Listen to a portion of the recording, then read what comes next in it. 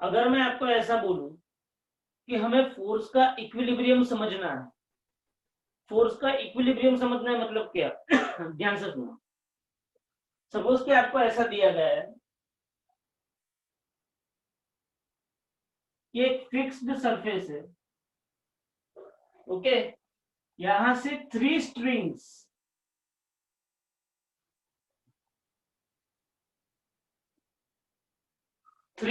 है, और ये तीनों स्ट्रिंग के नीचे मतलब ऐसे कनेक्ट करके यहाँ पे m मास वाला एक ब्लॉक रखा हुआ है, ओके। कितने मास वाला ब्लॉक रखा हुआ है?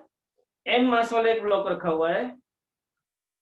अब इसको अगर मैं x एक्सिस ले लेता हूं और ये y एक्सिस ले लेता हूं, तो ये जो पहली स्ट्रिंग है, पहली स्ट्रिंग जो है, ध्यान से समझना, ये जो पहली स्ट्रिंग है उसका x एक्सिस के साथ एंगल 60 डिग्री है, और ये जो स्ट्रिंग है उसका x एक्सिस के साथ एंगल 30 डिग्री है, ओके। इस स्ट्रिंग का x एक्सिस के साथ एंगल 60 डिग्री है और इसका 30 डिग्री है। और आपको ऐसा पूछा है कि what are the tension forces in 3 strings, तीन स्ट्रिंग के अंदर टेंशन फोर्स कितना है। और यहाँ पे मास ऑफ ऑब्जेक्ट दिया हुआ है 20 kg, इसका मास कितना दिया हुआ है? 20 kg। सुनो ध्यान से, स्ट्रिंग के अंदर टेंशन फोर्स कैसे आता है, समझना ध्यान से। स्ट्रिंग के अंदर टेंशन फोर्स कैसे आता है कि जब भी कोई स्ट्रिंग होती है उसके नीचे मैं m मास वाला ब्लॉक रखता हूं तो उसके नीचे mg तो लगता ही है। जब नीचे mg फोर्स लगता है तो उसके सामने स्ट्रिंग के अंदर जो फोर्स क्रिएट होता है उसको हम कौन सा फोर्स बोलते हैं? टेंशन फोर्स बोलते हैं। समझना ध्यान से, जो फोर्स क्रिएट होता है उसको हम टेंशन फोर्स बोलते हैं। जब mg नीचे लगता है तो ऊपर कौन लगता है? टेंशन। mg नीचे लगता है तो ऊपर कौन लगता है? टेंशन। तो अब मुझे ये तीन स्ट्रिंग के अंदर टेंशन फोर्स ढूंढना है, तीन स्ट्रिंग के अंदर मुझे टेंशन फोर्स ढूंढना है। मैं कैसे ढूंढूंगा? ध्यान से समझो।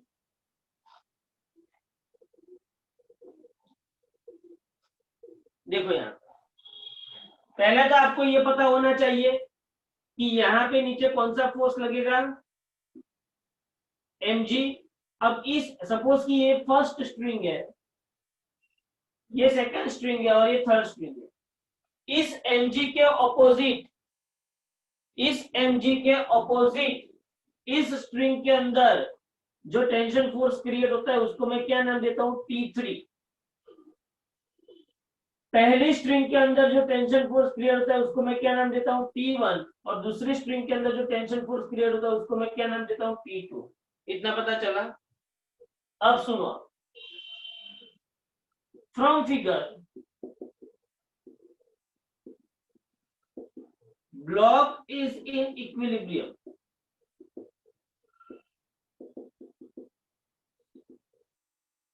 ब्लॉक किसके अंदर है? इक्विलिब्रियम के अंदर है। तो मैं ऐसा लिख सकता हूं कि इस ब्लॉक को नीचे की और जो mg फोर्स लग रहा है, माजी लग रहा है, उतना ही फोर्स ऊपर की तरफ स्ट्रिंग के अंदर क्रिएट हो रहा है। तो tension force is nothing but it is a force, it is a force which is acting on string. हम स्ट्रिंग के नीचे कोई भी ऑब्जेक्ट को हैंग करेंगे तो उस ऑब्जेक्ट के वेट फोर्स की वजह से स्ट्रिंग के अंदर वेट फोर्स के ऑपोजिट डायरेक्शन में एक फोर्स लगेगा जिसको हमने कौन सा फोर्स दिया गया है? Tension force. टेंशन फोर्स का यूनिट भी, टेंशन फोर्स का यूनिट भी जो फोर्स का यूनिट है वही है, न्यूटन। अब सुनो, अगर ब्लॉक इक्विलिब्रियम में है, अगर ब्लॉक इक्विलिब्रियम में है तो बोलो T3 इज इक्वल टू क्या होगा? mg। यहाँ पे g आपको 10 मीटर पर सेकेंड स्क्वायर लेने को बोला है। T3 is equal to mg होगा तो T3 m कितना है? 20 और g कितना है? 10। तो बोलो T3 आपको कितना मिलेगा? 200 न्यूटन मिलेगा। T3 आपको कितना मिला? 200। Okay fine. अब सुनो, अब यहाँ पे क्या होगा? ये जो T1 है, ये T1 के दो कंपोनेंट होगी। क्यों? आप बोलोगे T3 के दो कंपोनेंट क्यों नहीं है? क्योंकि T3 खुद y एक्सिस पे है। T3 खुद y एक्सिस पे है। T1 एंड T2 ना तो x एक्सिस पे है ना तो y एक्सिस पे है। तो T1 के दो कंपोनेंट गिरेंगे, एक उसका x कंपोनेंट होगा और एक उसका y कंपोनेंट। वेक्टर ने जिसके साथ एंगल बनाया वो उसका कौन सा कंपोनेंट होता है? x component. तो T1 ने x एक्स के साथ 60 बनाया तो ये क्या होगा? T1 cos 60। ओके, और उसके परपेंडिकुलर जो कंपोनेंट आएगा, उसके परपेंडिकुलर जो कंपोनेंट आएगा वो क्या होगा? T1 sin 60। एक कंपोनेंट उसके एंगल जिसके साथ बनाया है, जिस एक्सिस के साथ बनाया है वो T1 cos 60 और उसके perpendicular T1 sin 60। Similarly T2 ने यहाँ पे एक्स एक्सिस के साथ जो कंपोनेंट बनाया है वो T2 cos 30 और उसके परपेंडिकुलर क्या आएगा? T2 sin 30। बोलो पता चला? हाँ, तो हियर ऑब्जेक्ट इक्विलिब्रियम में है, ऑब्जेक्ट इक्विलिब्रियम में है। ऑब्जेक्ट इज, ये जो पॉइंट है उसको भी हम इक्विलिब्रियम में समझ लेते हैं। Here x component of the forces of all the forces are in equilibrium। तो मैं x कंपोनेंट वाले, मतलब कि ये T1 cos 60 था, उसको T1 cos 60 उसको लेफ्ट हैंड से जितना खींचता है इतना T2 cos 30 कहाँ पे खींचता है? राइट हैंड साइड से खींचता है। तो T1 cos 60 is equal to T2 cos 30 होगा।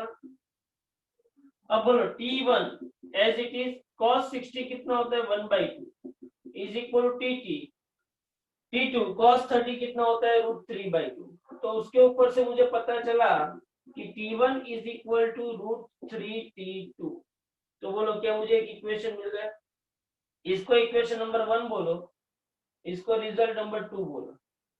चलो अब यहाँ पे अगर हम देखने जाए, अगर हम y एक्सिस की बात करें, हाँ, इन इक्विलिब्रियम हम ऐसा भी लिख सकते हैं, आपको शायद कहीं पे ऐसा भी दिखा होगा, sigma Fy is equal to 0। मतलब y एक्सिस पे जितने भी फोर्स है उसका समेशन, अल्जेब्रिक सम, इसको क्या बोलते हैं?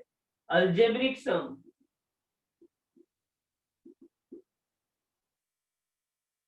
Of all forces on y axis is 0।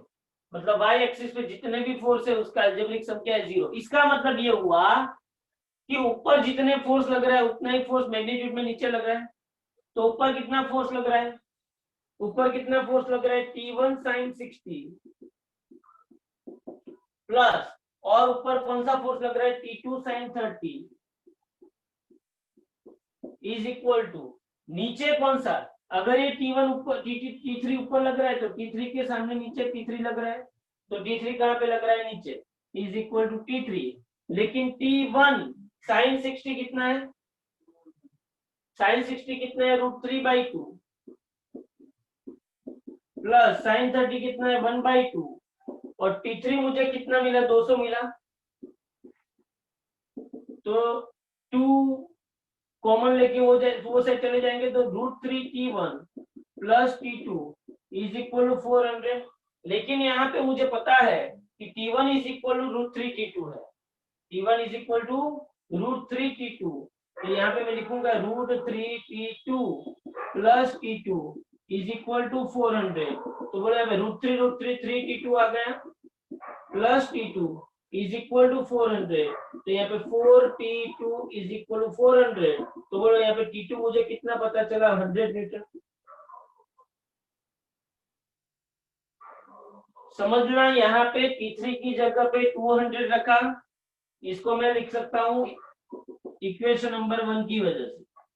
और यहाँ पे T1 की जगह पे √3T2 रखा, इसको मैं लिख सकता हूँ इक्वेशन नंबर 2 की वजह से। तो क्या मुझे T2 is equal to 100 Newton मिला? अब अगर T2 इज इक्वल टू मुझे 100 न्यूटन मिला है, T2 इज इक्वल टू मुझे 100 न्यूटन मिला है, तो वो T2 को मैं अगर इक्वेशन नंबर 2 में रखता हूँ तो क्या होगा बोलो, T1 is equal to √3 into 100, 1.73 into 100 is equal to 173 newton. बोलो समझ में आ रहा है? यहाँ पे आपको 3 स्ट्रिंग्स दी थी, T1 मतलब पहली, दूसरी और तीसरी। पहली स्ट्रिंग का एक्स एक्सिस के साथ एंगल था 60, दूसरी का एक्स एक्सिस के साथ 30 और तीसरी खुद वाई एक्सिस पे थी, और नीचे मैंने एक ऑब्जेक्ट को हैंग किया था। अब इसके नीचे जो mg फोर्स लगता है वो mg किसको बैलेंस करता है, T3 को बैलेंस करता है। क्यों ऐसा हमको पता चला? क्योंकि ये ऑब्जेक्ट इक्विलिब्रियम है। अगर ये ऑब्जेक्ट इक्विलिब्रियम में नहीं होता तो हम ऐसा लिख सकते नहीं। अगर ये ऑब्जेक्ट नीचे जा रहा था तो हम mg ज्यादा लिखते हैं और T3 कम लिखते हैं। समझ में आ रहा है? तो यहाँ पे ऑब्जेक्ट इक्विलिब्रियम में है, इसलिए mg is equal to T3 आया, और इसलिए T3 इज इक्वल टू मेरा 200 न्यूटन आया। और जैसे ही आपको ये मिल गया, आपको सिर्फ फोर्स के कंपोनेंट लगाने हैं। ये T1 है तो उसका T1 cos 60, उसका परपेंडिकुलर T1 sin 60। ये T2 है तो इसका हॉरिजॉन्टल T2 cos 30 और उसके परपेंडिकुलर T2 sin 30। बस उसको आप इक्वेट कर दो, आंसर मिल जाएगा। बहुत ही इजी न्यूमेरिकल, कंसेप्ट क्लियर करने के लिए बहुत ही इजी है। ओके, उसके बाद देखो, उसके बाद देखो, ये समझ में आ गया? ओके, उसके बाद आप समझ सकते हो। चलो, ऐसा ही एक बहुत इंपॉर्टेंट, जैसे ये मैंने ब्लॉक स्ट्रिंग सिस्टम ली, वैसे ये पुली स्ट्रिंग सिस्टम आती है, या तो उसको पुली ब्लॉक सिस्टम भी बोलते हैं। ये सब वैसे तो आपकी टेक्स्ट बुक में इतना कुछ नहीं है, लेकिन करना पड़ता है ये। ध्यान से देखो, पुली ब्लॉक सिस्टम,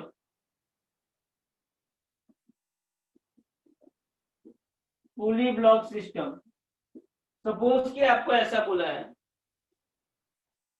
कि ये एक फिक्स्ड पुली है।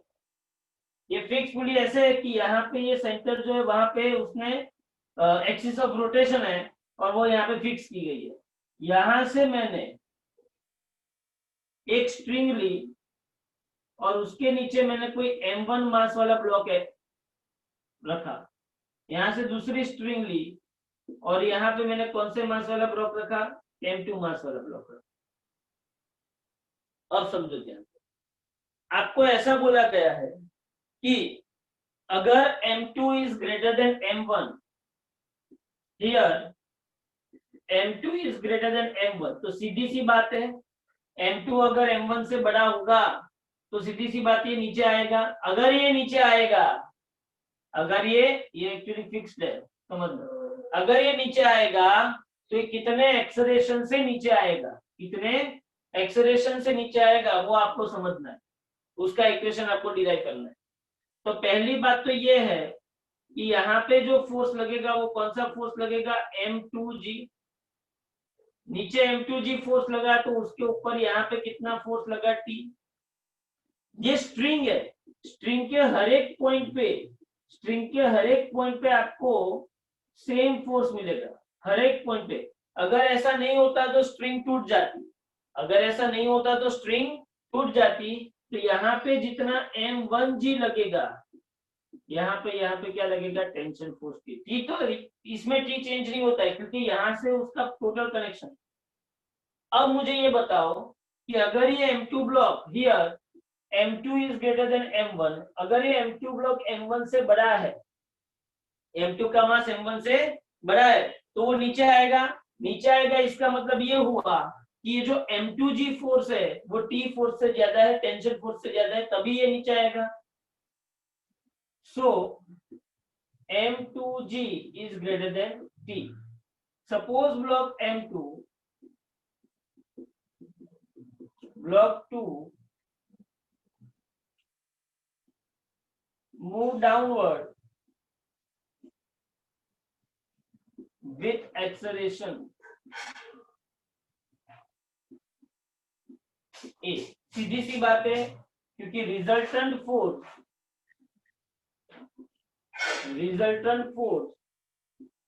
ऑन ब्लॉक 2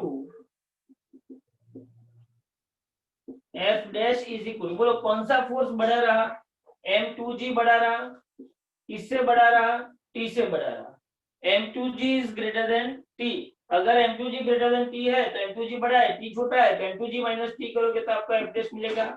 तो आपको यहाँ पे ma इज इक्वल टू, या ma नहीं m2a, क्योंकि एक्सेलरेशन कौन से ब्लॉक के अंदर जनरेट हुआ है, 2 नंबर के ब्लॉक के अंदर, तो m2a is equal to m2g minus, सुनो ध्यान, तो मेरे पास m2a is equal to m2g minus t, तो मेरे पास t is equal to m2g minus m2a, तो मेरे पास t इज इक्वल टू क्या मिला, m2g माइनस, समझ में आ रहा है ये। तो ये जो सेकंड ब्लॉक है उसके अंदर इतना, मतलब सेकंड ब्लॉक के साथ जो स्प्रिंग कनेक्टेड है उसके अंदर मुझे इतना टेंशन फोर्स मिल रहा है, और ये मेरे पास इक्वेशन है। अब मुझे क्या करना है, सिमिलरली यहाँ पे मुझे अप्लाई करना पड़ेगा कि रिजल्टेंट फोर्स, अच्छा ये नीचे आ रहा है तो ये कहाँ जाएगा, ऊपर जाएगा, तो resultant force on block 1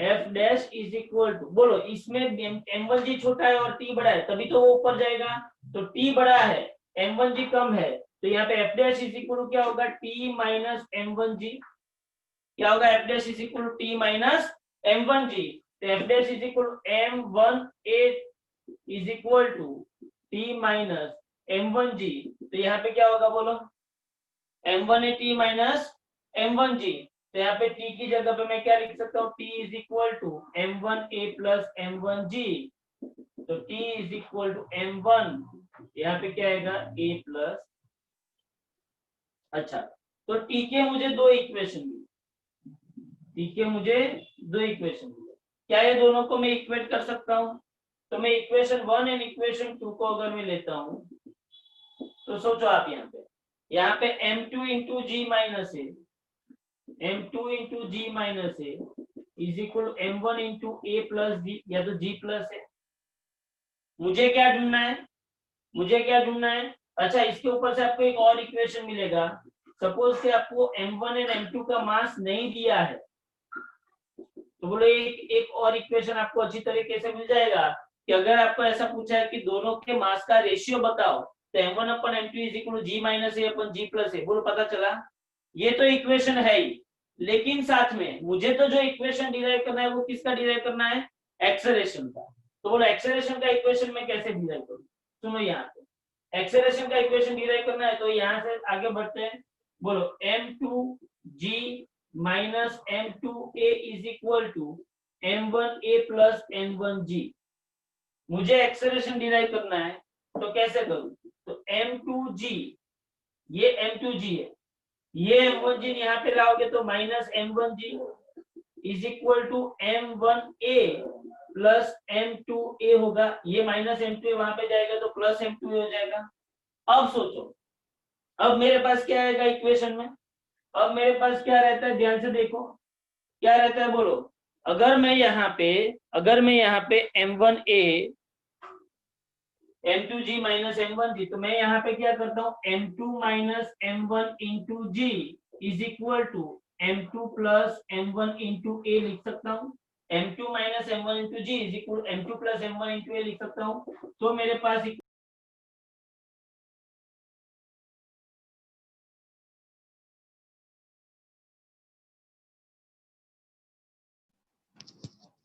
sir आपका माइक बंद हो गया। उस टाइम की equation a is equal to m2 minus m1 upon m2 plus m1 into g, ध्यान से सुना, तो क्या किया मैंने यहाँ पे, फिर से देखो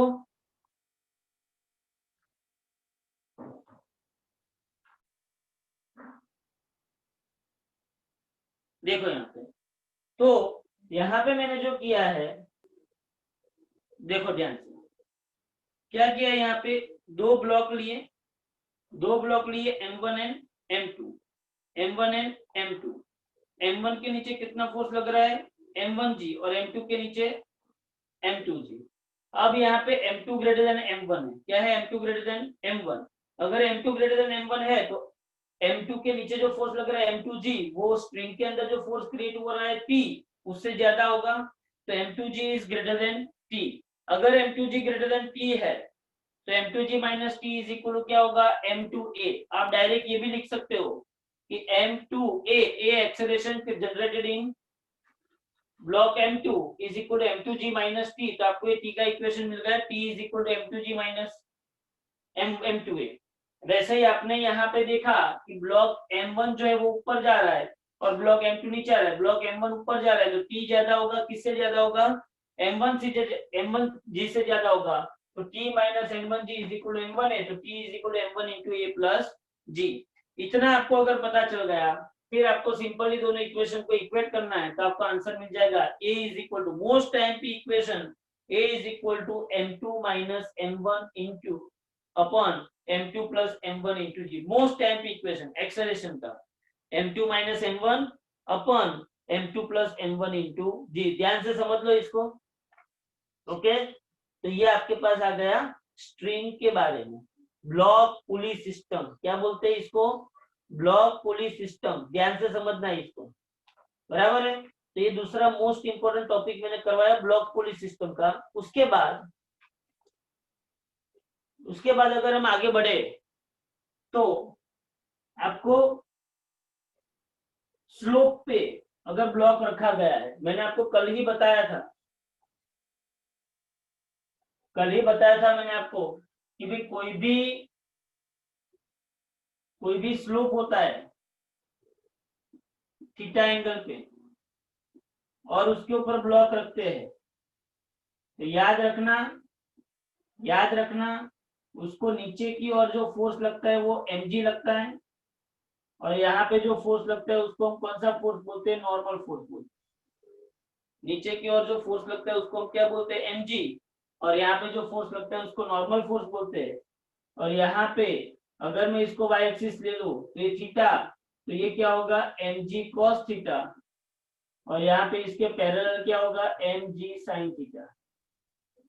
और यहाँ पे अगर फ्रिक्शन फोर्स है तो वो क्या आएगा? Fs। ध्यान से समझना है इसको। मैंने आपको कल एक एग्जांपल बताया था और उसके मुताबिक उस एग्जांपल के मुताबिक अगर आप देखने जाओ तो मैंने आपको बोला था कि अगर सरफेस फ्रिक्शनलेस है, सरफेस दो प्रकार की होती है, एक तो वो फ्रिक्शनलेस और फ्रिक्शन के साथ होती है। फ्रिक्शनलेस सरफेस जो होती है बोलो उसके अंदर, फ्रिक्शनलेस सरफेस के अंदर आपको एक्सेलरेशन कितना मिलता है?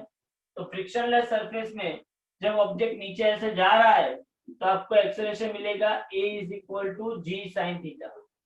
और जब फ्रिक्शन वाली सरफेस है तो A is equal to G into sine theta minus क्या आएगा? Mu S into cos. ये दो इक्वेशन आपको याद रखना। तीसरा इक्वेशन मैंने आपको कौन सा बोला कि अगर आपके पास पुली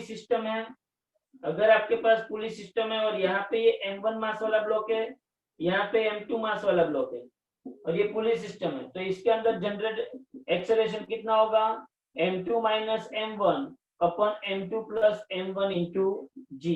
ये एक नॉर्मल सा इक्वेशन आपको बोला। ऐसे बहुत सारे केसेस हम लेंगे और इस केस को बहुत सारे केसेस मतलब क्या है? जैसे कि एक और सिस्टम मैं आपको बताता हूँ, ध्यान से देखो। सपोज आपको ऐसा बोला गया है, ये तो आपको समझ में आ गया, लेकिन सपोज आपको ऐसा बोला गया है कि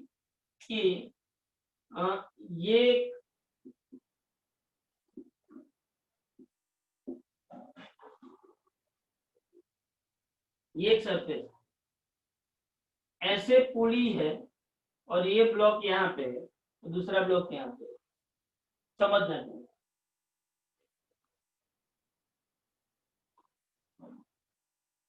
सपोज कि यहाँ पे एंगल 37 डिग्री और यहाँ पे जो एंगल है वो 53 डिग्री। हाँ, आपको एंगल यहाँ पे बताया गया है सपोज कि यहाँ पे 37 डिग्री का एंगल है और यहाँ पे एंगल कितने का है, 53 डिग्री का है। यहाँ पे 37 और यहाँ पे कितना है, 53 डिग्री। अब आपको ऐसा पूछा है कि इस ब्लॉक को मैं मूव कैसे करूं। समझो ध्यान, ब्लॉक को मूवमेंट देने की बात हो रही है, ब्लॉक को मोशन में लाने की बात हो रही है। मतलब कि यहाँ पे सपोज की, समझो ध्यान से, यहाँ पे सपोज कि मैं ब्लॉक को ऐसे डिस्प्लेस करता हूँ, ध्यान से देखना, यहाँ से अगर मैं उसको ऐसे डिस्प्लेस करता हूँ तो ये कहाँ पे डिस्प्लेस होगा। अगर मैं यहाँ से ब्लॉक को ऐसे ले जाता हूँ तो ये कहाँ पे डिस्प्लेस होगा, ये आपको समझना पड़ेगा। और उसको समझने के लिए पहले आपको पुली ब्लॉक सिस्टम को अच्छी तरीके से देख लेना पड़ेगा। ओके,